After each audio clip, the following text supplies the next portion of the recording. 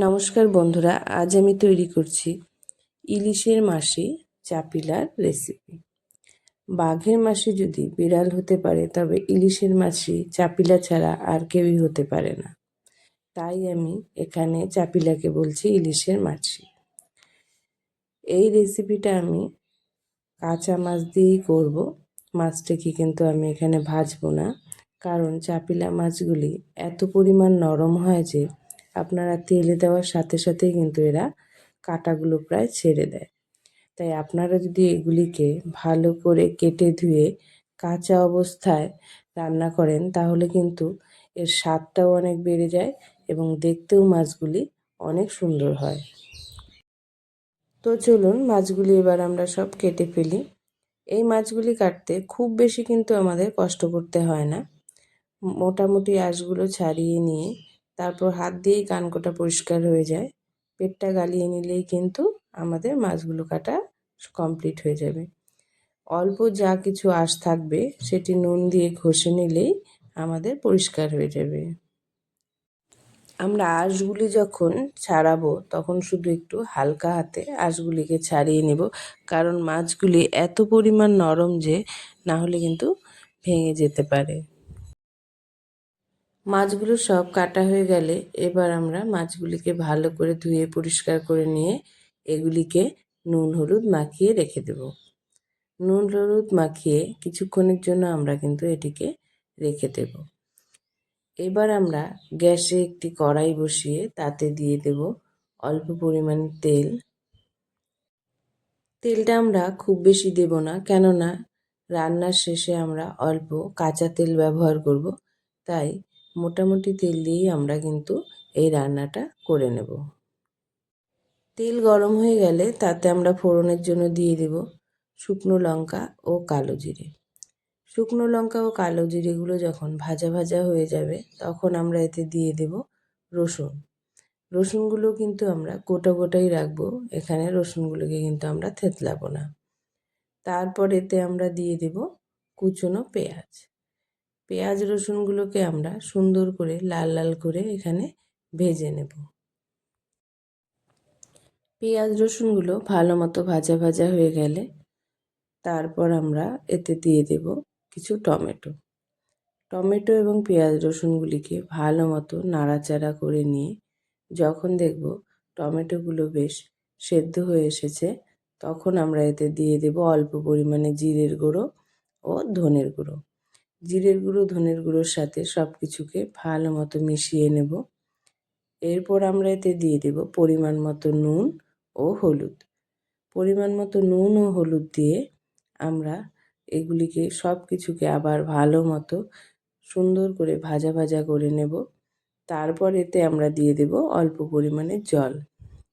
অল্প পরিমাণে জল দিয়ে এই মশলাগুলি এবং পেঁয়াজ রসুনগুলিকে ভালো মতো কষিয়ে নেওয়ার জন্য এবং সেদ্ধ হয়ে যাওয়ার জন্য আমরা এটিকে ঢেকে দেব।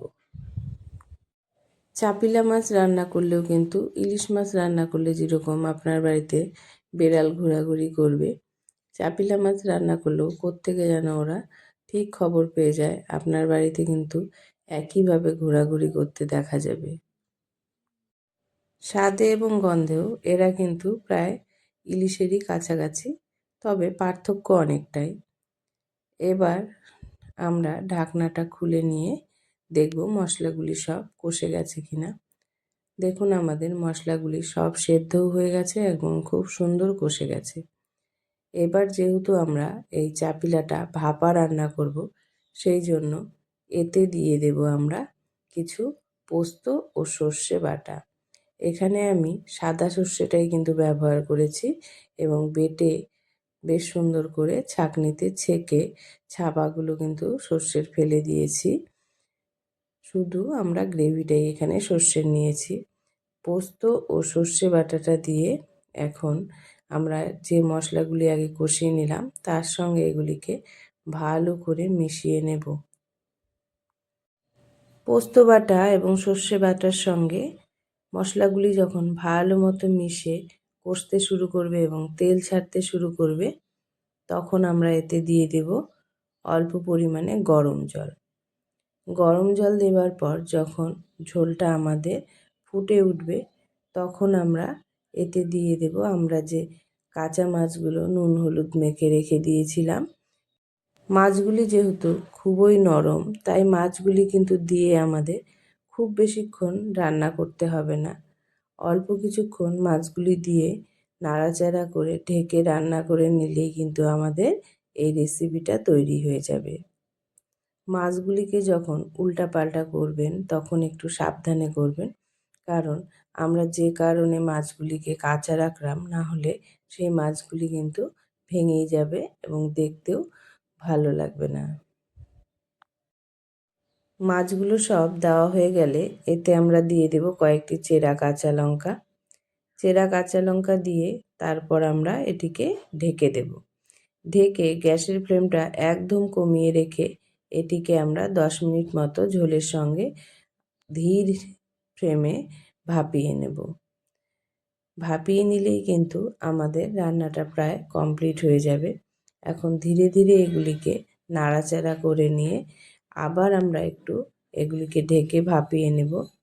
যখন দেখব যে আমাদের মাছগুলি সুন্দর নরম হয়ে গেছে, তখন আমরা উপর থেকে ছড়িয়ে দেব কিছু ধনেপাতা। ধনেপাতা কুচি দিয়ে নিলেই কিন্তু আমাদের রান্নাটা প্রায় শেষের দিকে চলে আসবে। এরপর আমরা নামানোর আগে দিয়ে দেব কিছুটা কাঁচা সর্ষের তেল। কাঁচা সর্ষের তেল দিয়ে আমাদের নামিয়ে নিলেই কিন্তু রেসিপিটা একদম কমপ্লিট হয়ে যাবে। আমাদের কড়াইতে যে বাড়তি ঝোলটা আছে সেটিকে আমরা একদম মাছের সাথে শুকিয়ে নেব। মাছগুলি যেন একদম গা মাখা হয়। এই ঝোলটা কিন্তু এতটা আমাদের থাকবে না। মাছের সঙ্গে আমরা খুব করে এটিকে কম হিটে গ্যাসের একদম ঢেকে ঢেকে ঢেকে ঢেকে করে নিয়ে ঝোলটাকে কিন্তু মাছের সাথে একদম শুকিয়ে নেব। মাছগুলি একদম আমরা গা মাখা হয়ে যাবে যখন, তখনই আমরা নামিয়ে ফেলব। এবার কিন্তু আমাদের ঝোলটা একদম কমপ্লিট হয়ে গেছে। এভাবে কাঁচা চাপিলা ভাপা একবার খেয়ে দেখুন, আপনি এর স্বাদ কিন্তু মনে রেখে দেবেন। ভিডিওটি ভালো লাগলে অবশ্যই লাইক ও সাবস্ক্রাইব করে দেবেন ও কমেন্ট করে অবশ্যই জানাবেন আপনাদের এই কাঁচা চাপিলা কীরকম লাগলো। কাঁচা চাপিলা ভাপা খুবই একটি কিন্তু সুস্বাদু পদ।